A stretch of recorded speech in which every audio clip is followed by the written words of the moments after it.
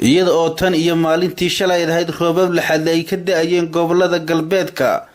gaar ahaan deegaanada gobolkaasi Gabiley isla markaana ay waxyeelo u geysteen xoolihii abaaraysnaa ee ay wateen dadka ka soo barakacay gobolada bariga Soomaaliland haddaba waxa dadkaasi maanta deeqa raashin iyo bacaha roobka gaarsiiyay barasaabka gobolkaasi Gabiley mudane Xamse Maxamed Cabdi gudoomiye ku-xigeenka degmadaasi Togwajaale gudiyada ganacsatada iyo horumarinta ee degmadaasi Togwajaale iyo mas'uuliyiin kale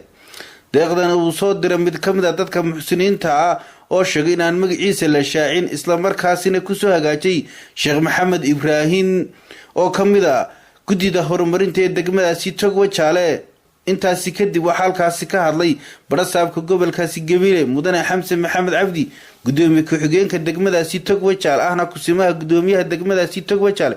mudane Mursal Nuux Ismaan xogayaha fulinta dawladda hoose ee degmadaasi Gabiley waxaana ka mid ah hadaladoodii shalay afartii galabnimo wixii ka bilaabmayay ilaa hadda aynu taaganayna waxaan ku jirnaa gurmad dadkii ku waxyeeloobay ee xoolaha inkastoo waxyeelo dad aanay jirin xoolihii ay wax ka yeeleen roobabkii daay oo runtii tirakoobka hordhaca ilaa hadda aanu hayno ay gaadhayaan xoolaha waxyeeloobay ama ku dhintay roobabkaasi 1000 neef inay madaxa la galeen waxaa isna jira wasiirka warshadaha oo isaguna soo gaarsiiyay 60 qoys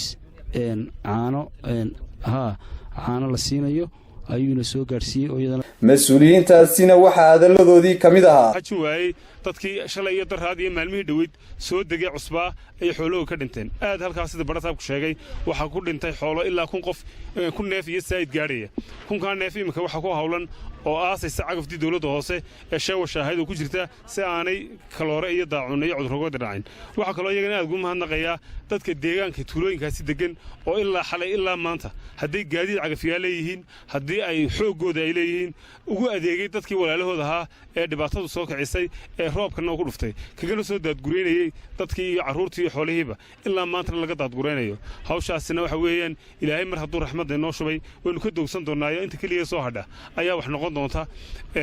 markaa aad baan ugu mahadnaqayaa dadkaasoon leeyahay halkaa ka sii wada hawshaad haysaan waxaan u mahadnaqayaa tiimka caafimaadka ee naga soo raacay iyaguna degmada Gabiley isbitaalka guud ee Gabiley oo iyaguna ilaa iminka daweynaya dadkii oo ku hawla sida siiyo oo in wada gaarsiiyo ayaynu ilaahay ka baryanaa waxa weeye in la isku gurmado oo la istaakuleeyo ayaa loo baahan yahay abaartan aynu ka hadlanaa shalay toolo gelninkii hore abaar baa laga gurmanayay biyaanu shubanay gelninkii dambe afartii markay ahaydna waxa weeyaan waxa laga gurmanayay waxyeeladii roobku keenay marka oran meeyno waxyeeladii roobku keenay waxa weeye waa taynu doonaynay abaartani waa tii madaxweynaha qaranka Jamhuuriyadda Soomaaliland mudane Axmed Maxamed Maxamuud Siiraanyo uu magaran saabaaqa dheer ka jeediyay imika gobolada bariga ayuu marayaa waxa weeye waxaynu u baahanahay in sidaa la isugu magaranaysa la isku taakuleeyo in sidaa la isugu xidhnaado in la iska warhayo in la isu soo dhaweeyo bari iyo galbeed waxaan imika u wadnaa mucaawino waa raashin dhan 190 qoys oo qoyskiiba la siinayo haaf sonkora iyo haaf fariisa iyo cagad saliida iyo kartoon baasta iyo 4 kiilo oo timir ah waxa soo bixiyay nin walaalaheena oo muxsina oo yidhi magacayga ha sheegina oo $10,000 lacag gaaraysa soo diray oo aniga igu soo hagaajiyay oo raashin ma aha wax kale raashin alaabtaasi yidhi alaabta wata madaxeeda arkasana qaybinaan waxaan ku wareejinay alaabta oo igala wareegay oo qaybinteedii hawsheeda maamulay anaga oo ku garab joogana gudoomiyaha gobolka Xamse Maxamed Cabdi insha Allah taala Xamse wada igala wareegay hawshaas kulay sida barasaabku sheegay looma kala harin gobolka Gabiley haday culimo tahay haday xukuumad tahay haday shacab tahay haday ganacsato tahay looma kala harin 17 cisho ayay maraysaa Reewajaale intaanay nasan markii uu horeysay dhaxantii adkayd ee ka dhacaysay magaalada Togwajaale ayay uga gurmaday walaalahood bustayaal iyo koodhadh iyo funaanado iyo go'yaal waxay helayeen bay u qaybiyeen